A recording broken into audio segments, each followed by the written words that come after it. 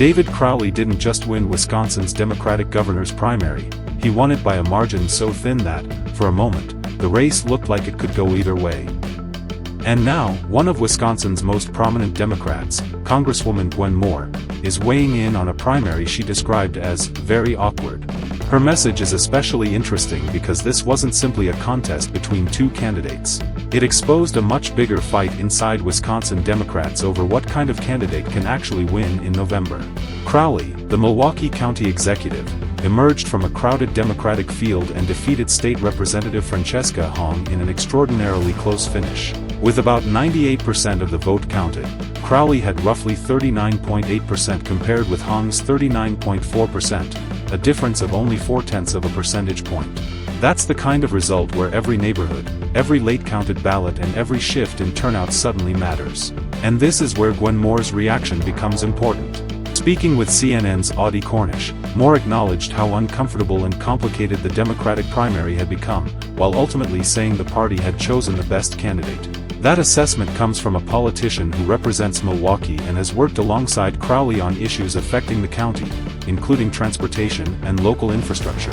In fact, Moore helped secure $1.25 million in federal funding for Milwaukee County projects earlier this year, highlighting the working relationship between the two officials. But the awkwardness Moore described didn't come out of nowhere. The Democratic primary had become a battle between competing visions of the party. Hong presented herself as a progressive outsider with an aggressive agenda that included universal childcare, free school meals and other major policy changes. Crowley, meanwhile, positioned himself as a more pragmatic Democrat, someone who could appeal beyond the party's progressive base and compete in a swing state where winning statewide requires more than dominating one part of the electorate. There was another major twist. Tony Evers, Wisconsin's outgoing Democratic governor, ultimately backed Crowley, giving him a powerful boost in the final stretch. That endorsement helped reinforce Crowley's argument that he was the candidate best positioned to take on Republican Tom Tiffany in November.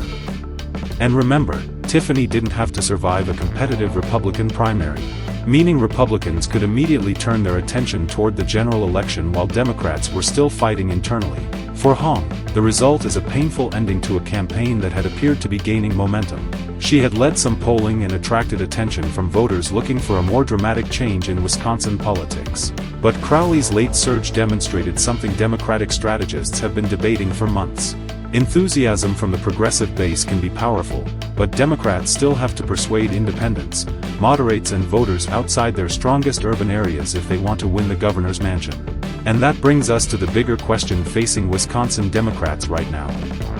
Was Crowley's narrow victory simply a win for one candidate, or was it a rejection of a more progressive direction for the party? The answer probably isn't that simple. Hong's nearly 39% shows that a huge share of Democratic primary voters wanted something different, while Crowley's victory shows that another large bloc prioritized electability and a broader statewide coalition. Now the internal battle is over, at least for the primary. Crowley will face Republican Tom Tiffany in November, turning Wisconsin into one of the races Democrats and Republicans will be watching closely. And the stakes are bigger than one governor's seat. Democrats are hoping to regain control of Wisconsin's government, while Republicans will be looking to hold on to their advantage and keep a Democratic comeback from gaining momentum. For Gwen Moore, the message appears to be that Democrats now have to stop fighting each other and start preparing for the much harder battle ahead. Her description of the primary as very awkward captures just how divided the race became, but her conclusion is even more significant. The party has a nominee, and now Democrats have to decide whether they can unite behind him. Because after a primary decided by less than half a percentage point, one thing is clear: Wisconsin Democrats may have chosen their candidate, but they haven't settled the argument over what their party should look like.